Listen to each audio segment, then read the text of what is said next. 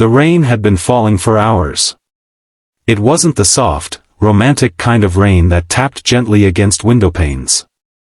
No, this was the kind of rain that seemed to wash the city raw, drenching streets, flooding gutters, turning the night into a blur of silver and shadows. Wind pushed against street signs until they rattled like old bones, and neon reflections shimmered in every puddle.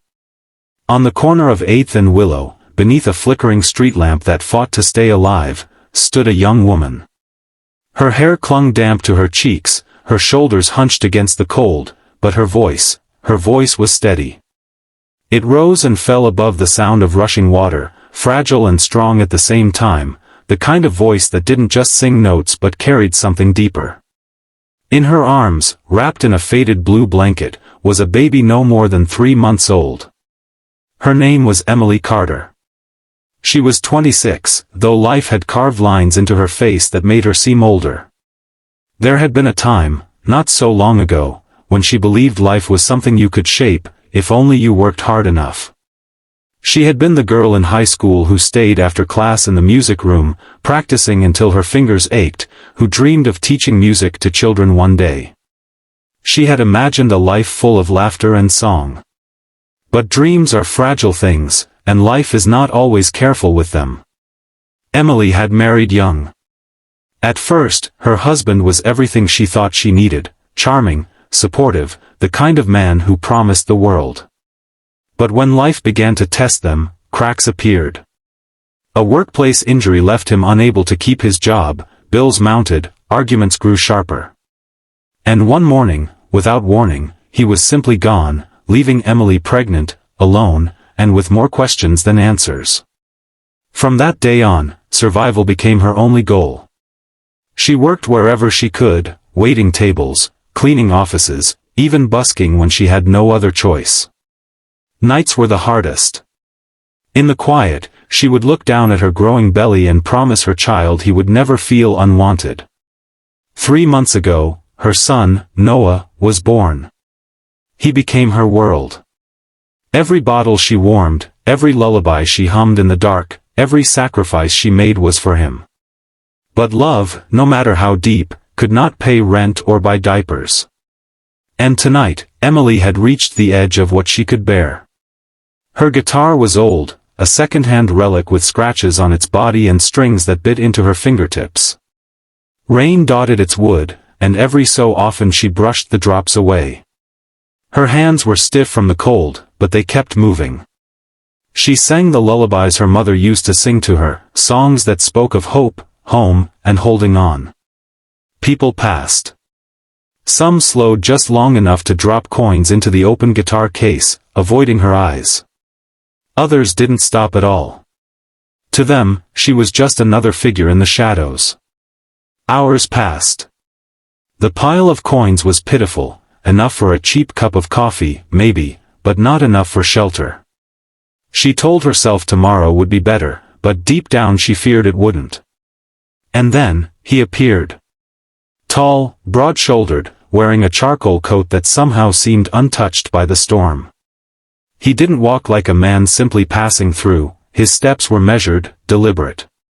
He stopped directly in front of her, his gaze fixed not on the guitar, but on the tiny bundle in her arms. "You shouldn't be out here," he said quietly. Emily didn't answer. She'd heard those words before, from shelter workers, from well-meaning strangers, from people who didn't understand that sometimes you had no choice. Those words were usually followed by pity or judgment, and she had no strength for either tonight. But this man didn't walk away. Instead, he knelt, so his eyes met hers.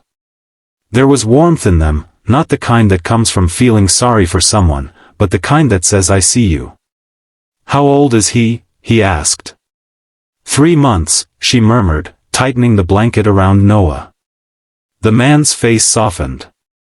He reached into his coat and pulled out something unexpected, not money, but a steaming paper cup of coffee and a brown paper bag.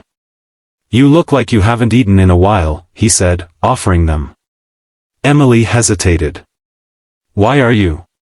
"Because I can," he replied simply. "And because my mother used to sing in the streets too, before her life changed." The words settled between them, heavy and real. Emily took the bag. The smell of warm bread and roasted chicken made her dizzy. The man introduced himself as Daniel Hartman.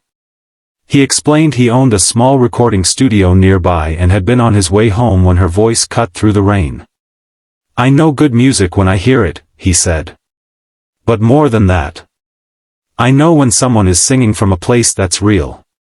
Emily shook her head. "I'm not. I'm just trying to get by. I'm no one special." Daniel's lips curved into a faint smile. "Everyone who sings like you is someone special." The next morning, she found herself walking to his studio. She almost didn't go. Years of disappointment had taught her to be suspicious of anything that sounded too good to be true.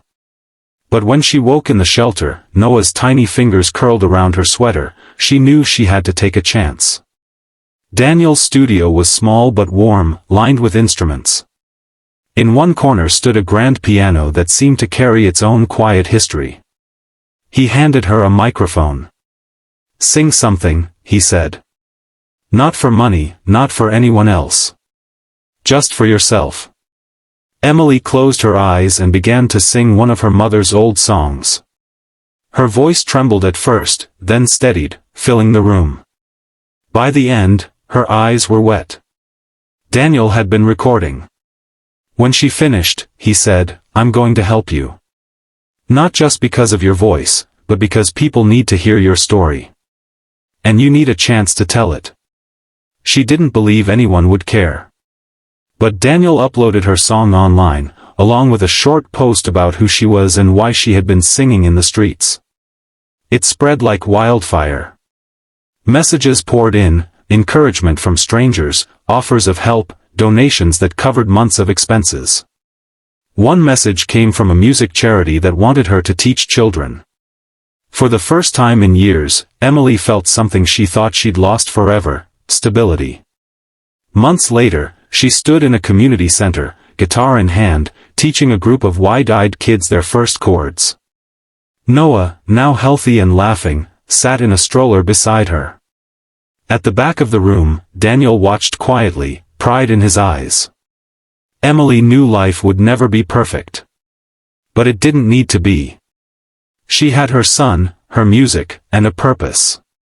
And it had all begun because one stranger decided to stop in the rain. She still sang in the streets sometimes, but now it was different. People stopped not out of pity, but because they recognized her. They asked for songs, for stories, for the woman who had once been just a shadow in the storm. And when anyone asked how she'd made it through, she always said the same thing: "Because someone saw me when I thought I was invisible. And they reminded me that kindness is the kind of music the world always needs to hear." If Emily's story touched your heart, remember this: kindness doesn't have to be grand to be life-changing. Sometimes, it's a warm meal in the rain, a listening ear, or simply believing in someone when they can't believe in themselves. If you believe the world needs more of that, please like this video, subscribe to Pure Kindness Stories, and share it with someone who could use a reminder that hope is never too far away.